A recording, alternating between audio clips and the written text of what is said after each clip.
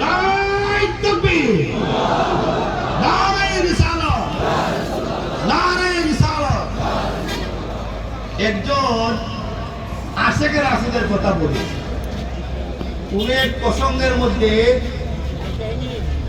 নারায়ে রিসালাত তথা তাবলীগী সুন্নি নিয়ে আলোচনা করছেন। একজন আশিকের রাসূল বলে উঠলেন, ইয়া রাসূলুল্লাহ, কথার প্রসঙ্গে, কথা প্রসঙ্গে। তখন কয়েকজন ধরে ফেললো, হ্যাঁ যেটা মুশরিক করছে, বিদআত করছে।